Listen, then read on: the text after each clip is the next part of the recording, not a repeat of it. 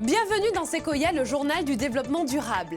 La Guyane est un territoire qui connaît une forte démographie, une croissance de la population qui se traduit par une augmentation de la consommation énergétique.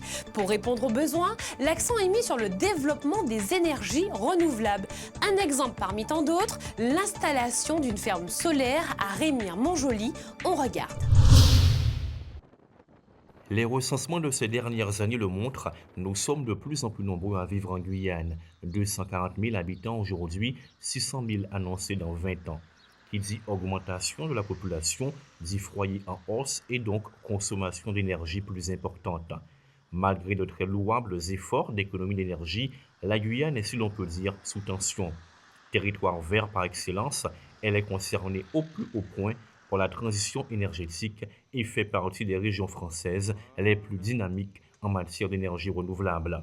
Pour preuve, cette centrale photovoltaïque implantée à Remire-Montjoly, à proximité du port de Dégrade-des-Cannes. Visite guidée.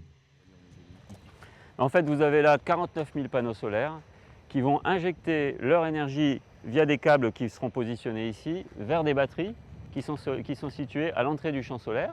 Et ces batteries vont stocker l'énergie. Et chaque jour, l'opérateur de ce champ solaire appelle le centre des opérations d'EDF pour dire « Demain, je vais pouvoir vous donner de l'énergie de telle heure à telle heure, telle quantité ». Donc on est vraiment sur une maîtrise de l'énergie produite par le soleil, contrairement à des champs solaires où vous subissez à l'instant T ce qui est produit par le champ solaire. Porté par la société Montjoly Solaire Service et par l'une des filiales d'EDF, le projet, qui est soutenu par l'Agence française de développement, se distingue par son caractère innovant. C'est un des premiers champs solaires équipés de batteries, donc qui permet d'avoir une énergie qui est maîtrisée et qu'on délivre sur le réseau guyanais quand on le souhaite. C'est le gros avantage, c'est qu'on n'est pas dépendant cette fois-ci de la présence du soleil. On sait gérer le moment où on veut bénéficier de cette énergie. En dehors de l'augmentation de l'offre en énergie intermittente et de la stabilisation de la production électrique, la ferme solaire correspond parfaitement au concept de développement durable.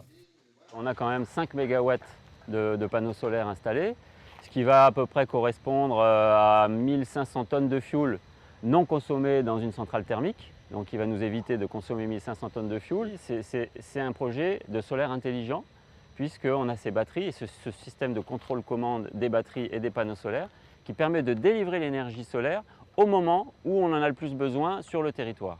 Donc il va contribuer au développement durable en ça qu'il va rentrer dans le mix énergétique et qui va nous permettre de nous passer partiellement donc, de solutions au fioul qui sont donc plus polluantes. La Guyane a de gros besoins en énergie puisqu'il y a une croissance de la population qui est élevée.